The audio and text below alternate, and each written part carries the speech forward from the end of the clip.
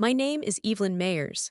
I'm 34 years old, and last New Year's Eve, I sat alone in my apartment while my family celebrated in the house my grandmother left me, a house they claimed I had no right to inherit.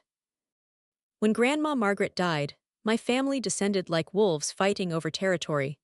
I was excluded from the celebration entirely.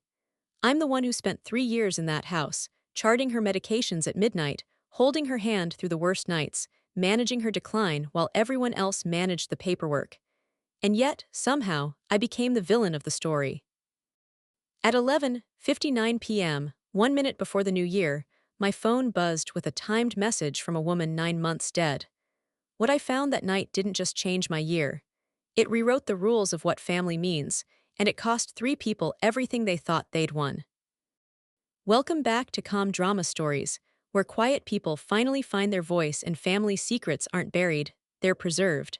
If you've ever been the one who stayed while everyone else collected the rewards, drop a comment and tell me where you're listening from. Subscribe now, because what happens when this story goes public will shock you. Now, let me take you back to where it actually began. 3 years before the Inheritance War, I moved into my grandmother's house on Maple Street. She was 84 then, congestive heart failure, early Parkinson's, and a stubbornness that could outlast a hurricane. Someone had to be there. I was a hospice nurse with 11 years of night shifts behind me. No husband, no kids, a lease I could break without bleeding money, so I broke it. Nobody else in my family volunteered. They just agreed very quickly that my move made sense. For them. I worked nights at the hospice and spent my days with Grandma.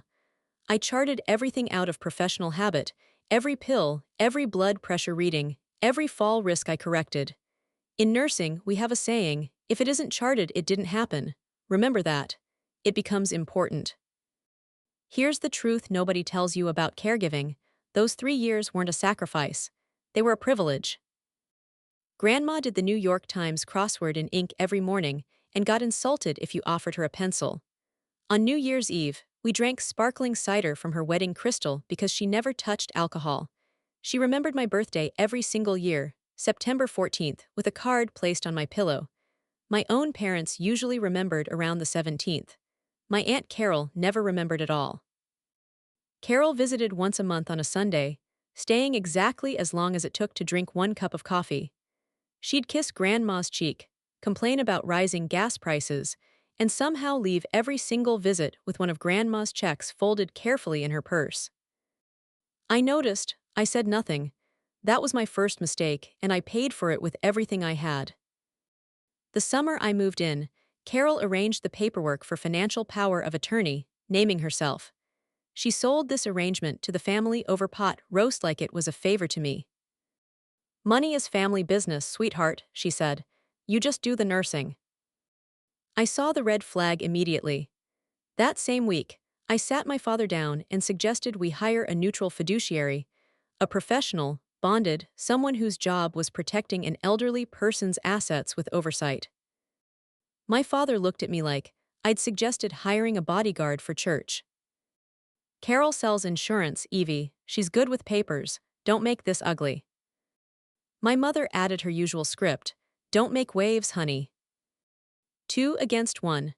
Grandma signed whatever her children put in front of her because at 84, you pick your battles. I had no legal standing, no authority, and no allies. So I did the only thing a nurse can do. I kept watching. I kept my own records. Back then, I didn't realize Grandma was keeping records too. I discovered Grandma's blue cloth notebook by accident one evening that fall. She kept careful, deliberate notes in her nightstand drawer. I assumed she was recording crossword words or puzzle hints. She wasn't. One autumn evening, while I sorted her weekly medications, she watched me work and said something I filed away as sweet old lady wisdom. When the time comes, remember your birthday matters to me. Nothing in this house is an accident. I kissed her forehead and moved on. It took me 2 more years to understand what she'd been telling me. Thanksgiving, the year before she died. While Grandma rested upstairs, I gathered my courage and asked my family for help. I'd done the math at 3 a.m. after a double shift. The numbers didn't care about my pride. A part-time aide, 4 hours a day, 3 days a week, cost $1,400 monthly. I wasn't asking anyone to change bedpans. I was asking 4 adults to split an existing bill. Carol set down her wine glass and laughed. Actually laughed. Paid, she said. You were just doing what family does. My father studied his plate lick. The gravy held answers. My mother touched my arm and whispered, "Don't make this a thing, Evie." Then the conversation shifted entirely to the roof. The house needed a new roof, $22,000. Suddenly, everyone had energy. Carol had a contractor. Dad had a cousin who could get materials at cost. They debated that roof for 45 minutes because the roof protected assets they could quantify. My night shifts had no line on anyone's ledger. I cleared the plates because someone had to. And standing at that sink, I finally understood something I couldn't say aloud. In my family, love was currency, and I'd been paying in a denomination they didn't accept. Upstairs, I learned later, Grandma wasn't napping at all. Her bedroom vent sat directly over the dining room. Sound carries in old houses. That evening, after everyone left, she called Tom Brennan, the lawyer who'd handled her affairs for 30 years. I heard only one sentence through the door. "Tom, I've seen enough." In late January, Grandma spiked a fever, a urinary tract infection, common as rain at her age. But in elderly patients, those infections attack the mind. She was admitted to Millbrook General, confused and drifting, asking for people dead 40 years. Her medical chart documented it perfectly: delirium, temporary, treatable. But Carol saw an opening. She told the family I'd been hovering over Grandma for years, that Grandma needed space to rest. Carol held the power of attorney. Suddenly, there was a visiting schedule in Carol's handwriting, and my name appeared only for 2 hours on Tuesdays. I fought it the right way. I called Grandma's physician. I requested a capacity evaluation. The hospital's social worker was kind but honest. Visiting schedules were family matters. The paperwork belonged to Carol. There was nothing clinical to act on, yet. One Tuesday, walking to Grandma's room, I passed the interior window and saw my father sitting at her bedside. He held a folder of papers. He was pressing a pen into her shaking hand. Grandma came home in February, clear-headed again, though weaker. She died on March 9th in her own bed with me charting her comfort medications and holding her hand. She was 87. 1 week later, Carol produced a new will, not the one Tom Brennan had drafted. A new one signed in February during the exact week her hospital chart documented delirium. It named Carol as executor. It left the house to Carol, and it included one sentence that still echoes: Margaret's fear of isolation and undue influence by her granddaughter, who controlled her daily life. They took 3 years of my care and repackaged it as a crime.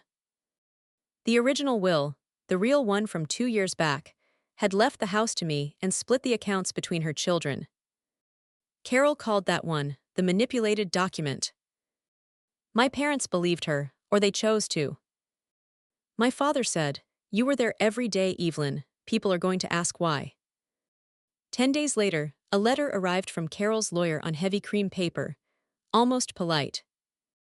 If I contested the February will, the family would file a complaint with the Ohio Board of Nursing. My license, my career, every patient I had left in this world. I read that letter standing in the kitchen where I'd crushed her pills into applesauce. The game had rules I'd never agreed to play. I didn't roll over. I hired Sarah Ackefer, an attorney who gave it to me straight. A will contest would cost $40,000 to $60,000 and take 18 months minimum. I had $9,000 in savings. The board complaint was the real weapon. Even a false complaint triggers an investigation. And while it's open, a nurse is radioactive. Sarah looked at me and said, "You can be right and still be ruined." In October, I signed the settlement. I released all claims against the estate. In exchange, the family agreed to file no complaints. My father squeezed my shoulder outside the law office. "You did the right thing, Evie, family peace." In November, Carol took possession of the house and changed the locks. I moved into a one-bedroom apartment above a bakery downtown, 15 minutes away. A mattress, a coffee maker, a box of things nobody else wanted, including Grandma's old key ring. The message. Christmas passed without an invitation. December 31st arrived, and through the bakery window, I watched snow fall while my family celebrated in my grandmother's house. At exactly 11:59 p.m., my phone buzzed. A timed message from a dead woman, sent through a legacy service. Lawyer verified, time-stamped. My dear, if you are reading this, they are celebrating in my house and you are not there.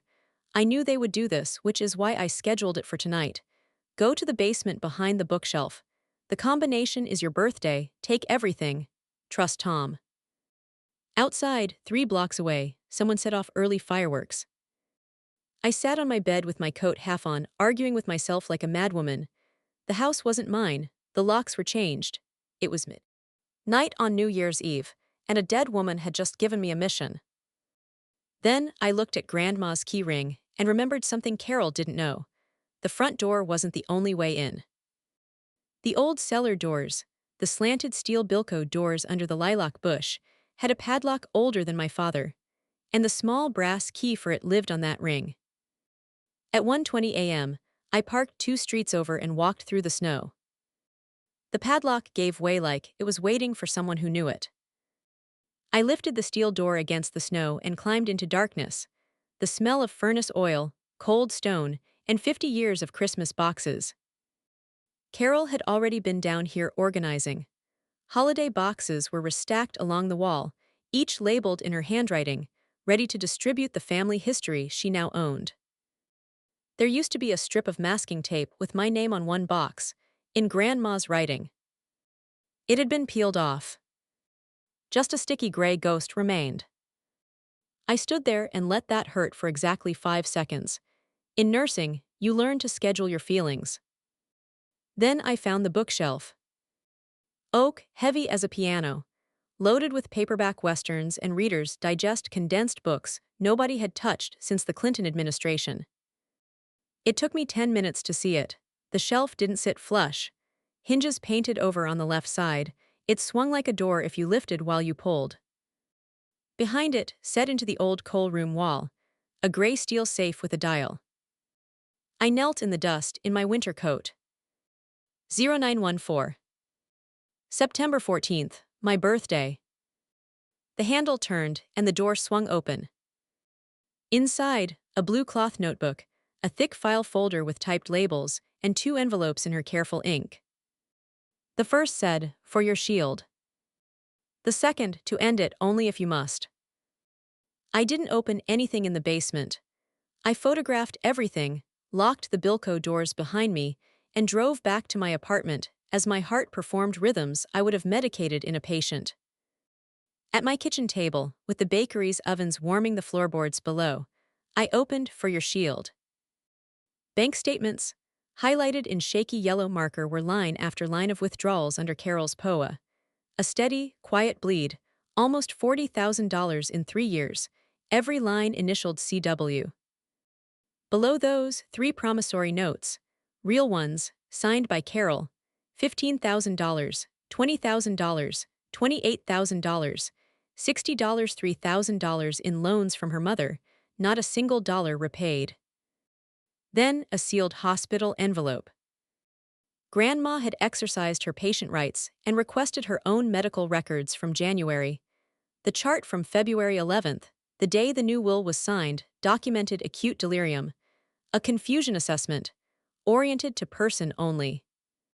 And a letter on Brennan Cole and Associates letterhead, dated March 1st, confirming Mrs. Myers's appointment to execute a revocation of the purported February instrument. The appointment was scheduled for March 17th. She died on March 9th. She missed saving herself by 8 days.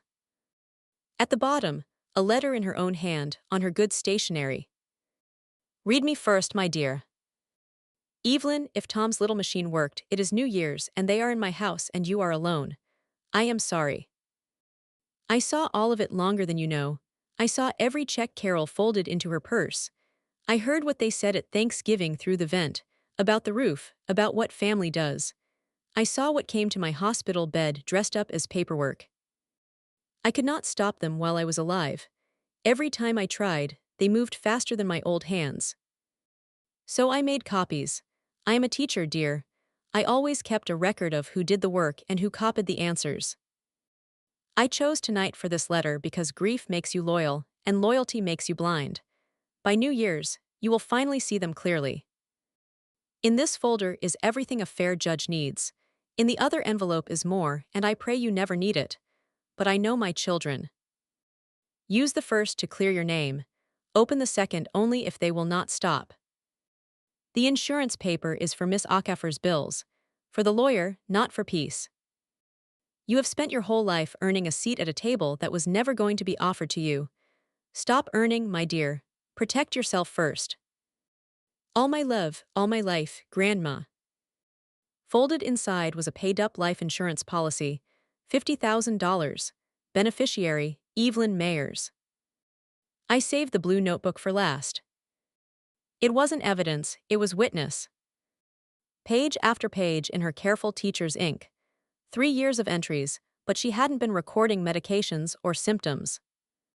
She'd been recording me. January 8th, worked all night, still drove me to Dr. Patel, slept in the chair in the waiting room, told me she wasn't tired. Liar. March 3rd, visited 50 minutes. Left with a check, visited no one, she lives here, she is the check. On the last written page, ink wobbling but not stopping. They counted everything except what counted. Tucked between the final pages was a birthday card, sealed with my name, dated February for a September birthday she already knew she wouldn't see. She'd bought it 7 months early. Inside, under printed roses, one sentence: the house was never theirs to fight over. At 2 a.m., I didn't understand what that meant. It sounded like love. It turned out to be law. I put the second envelope back in the lockbox, unopened. In hospice, we have a rule: you don't give the strongest medicine first. You start with what the moment requires. You keep the serious vials in the locked drawer because once they're given, they can't be ungiven. Grandma had written to end it, only if you must, so hard the words grooved the paper. I put the box under my bed. January 2nd, I met with Sarah Ackerfer. She read for 2 full minutes without speaking. When she finished, her attorney face, a real thing like a nurse face, failed her twice. Delirium documented on the signing date, she said. A revocation appointment on the books when she died, and a power of attorney writing herself checks for 3 years. Evelyn, settlements built on fraud don't hold.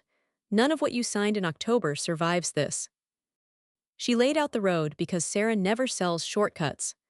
Authenticate everything through Tom Brennan, get a preservation order covering the safe and house, petition the probate court to reopen the estate for fraud. It'll get loud, she said. Your name next to your family's on a court docket. Are you ready for that? I thought about the peeled masking tape, the gray ghost of my name on a cardboard box. They took my name off things first, I said. She almost smiled. Then she asked the lawyer question: is this everything from the safe? And I heard myself say, not yet. I was lying to my own attorney, calm as a pulse check. Sarah tracked the loose thread. The will bore 2 witness signatures, Donna Kessler and R. Hutchkins. She subpoenaed the hospital visitor log for February 11th. Hospitals log everyone, timestamped, no exceptions. The log for that afternoon showed 1 visitor between 2 and 5 p.m.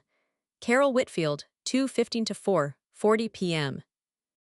No Donna Kessler, no R. Hutchkins. The will was signed, according to its own dateline, at 3:30 p.m. 2 witnesses swore they watched Grandma sign. The hospital's own records put neither of them in the building. Sarah found Raymond Hutchkins in about a day and a half. 61 years old, retired from the same insurance office where Carol had worked for 19 years. Her old deskmate. When Sarah reached him by phone, he got very quiet and said he'd have to call her back. In legal terms, that's the sound of ice cracking. Under oath, he admitted he'd never been to Millbrook General. He'd signed the witness line the following week at Carol's kitchen table as a favor. Carol said it was a formality, that her mother had signed it herself. They just needed the paperwork tidy.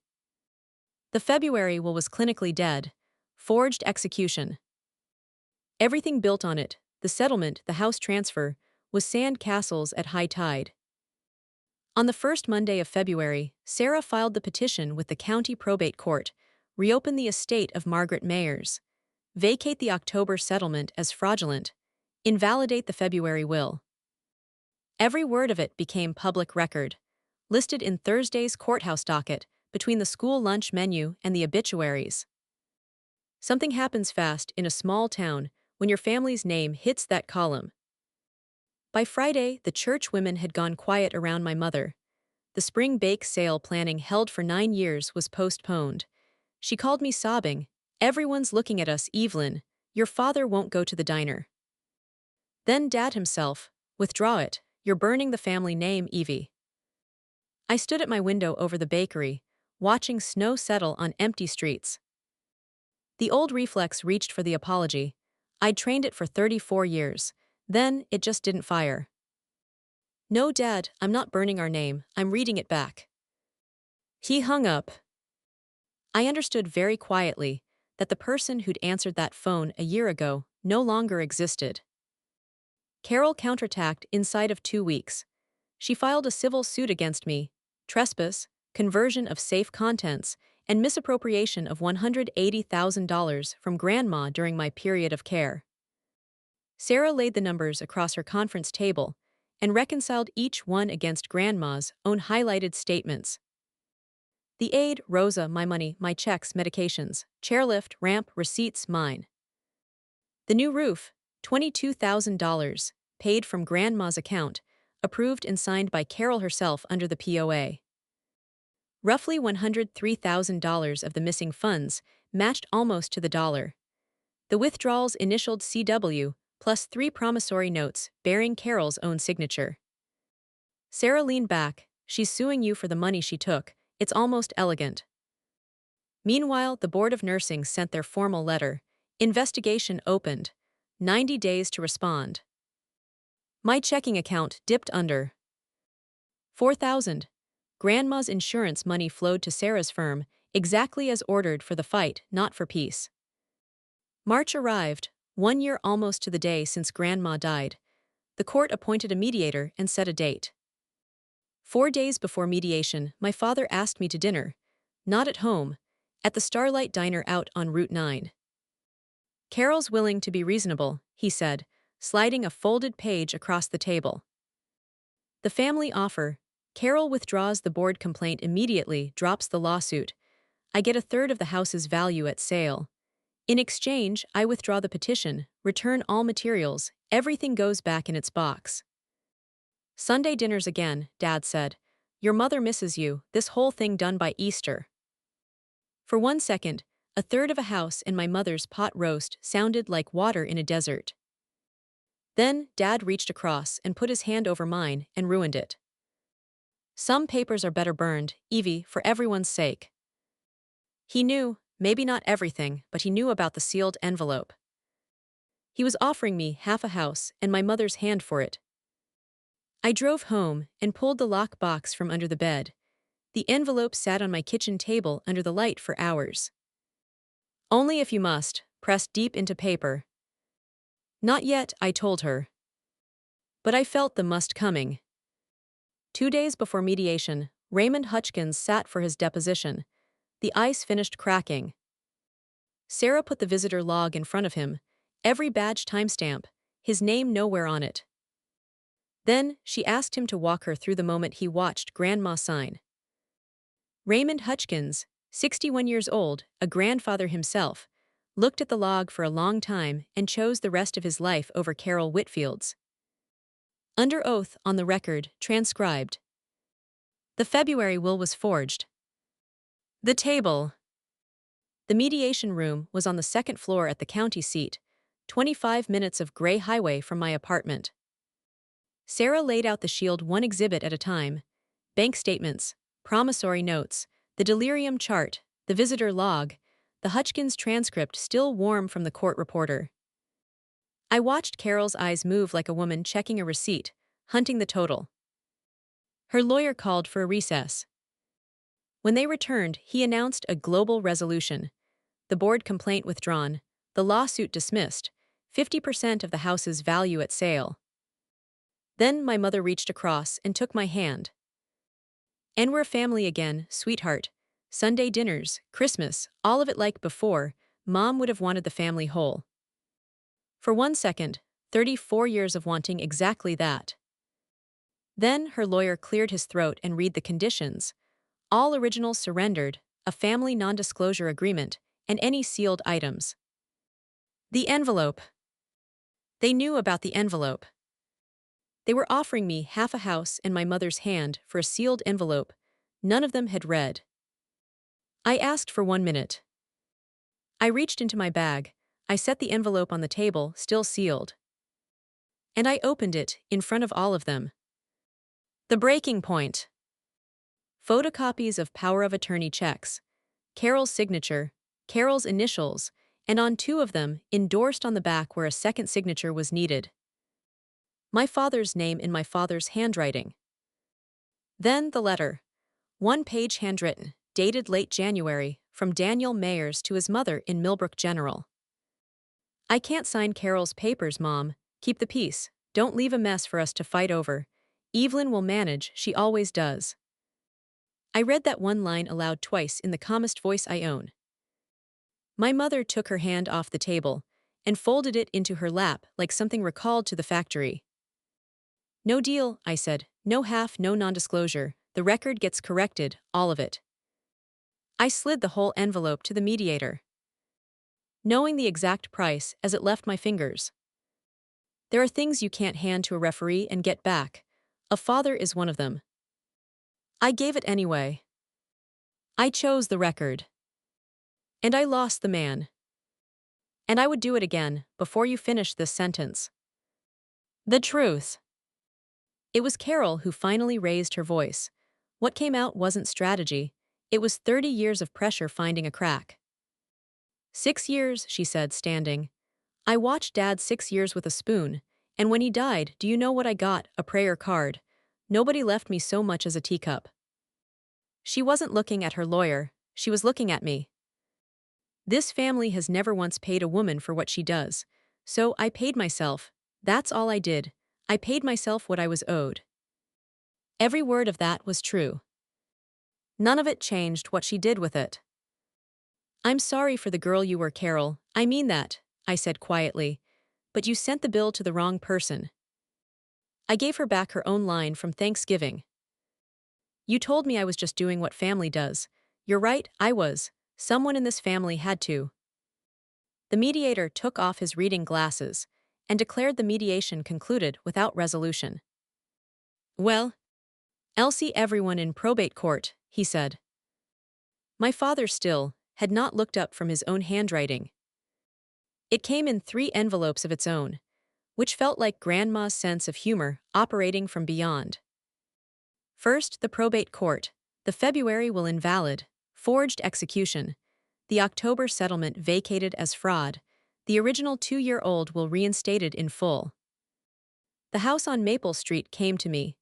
The account split between Grandma's children with one adjustment. Every dollar Carol had moved under the POA, plus all $63,000 of her signed loans, were charged against her share. Her share did not cover them. My aunt ended that Tuesday owing the estate money. Her civil suit against me evaporated. The court referred the entire financial record to the county prosecutor under Ohio's elder exploitation statute. Envelope 2, a criminal investigation with her name on it. Her insurance license suspended pending outcome. Her office restructured her into retirement by June. I didn't celebrate that part. Sit with enough dying people, and you lose the taste for watching anyone's life collapse, even when they built it themselves. Envelope 3 came on board of nursing letterhead. My hands shook opening it. Complaint dismissed. Unsubstantiated. Complainant's pending fraud referral noted for the record. My director called that same afternoon.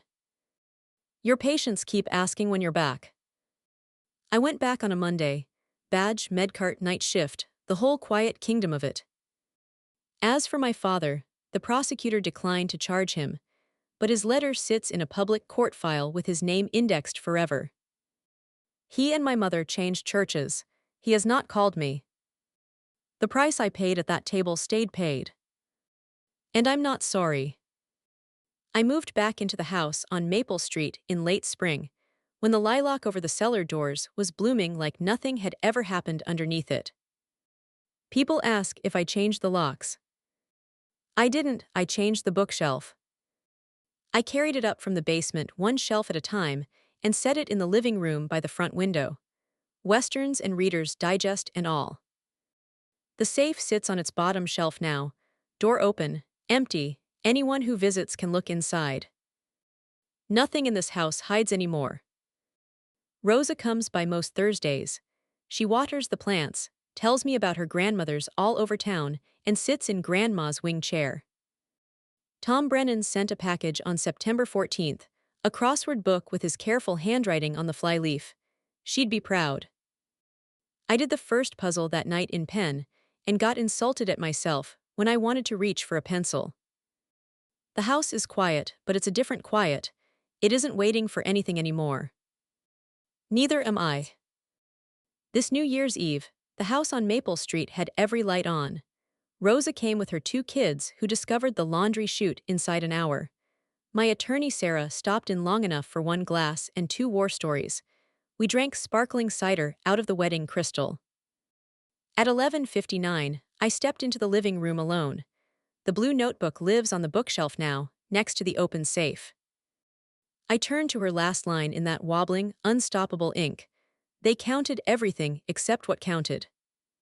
I took her pen from the drawer and wrote 1 line underneath. So I stopped counting Grandma, I just set more chairs.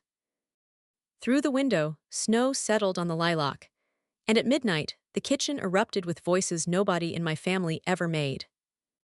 My grandmother taught me that in some families, love is a ledger. The only way to win is to close the book and set a bigger table. Being excluded from the wrong table is an invitation to build your own. Subscribe to Calm Drama Stories so you never miss what quiet people do when they finally stand up. Tell me in the comments, would you have opened that second envelope sooner? Happy New Year! Set more chairs.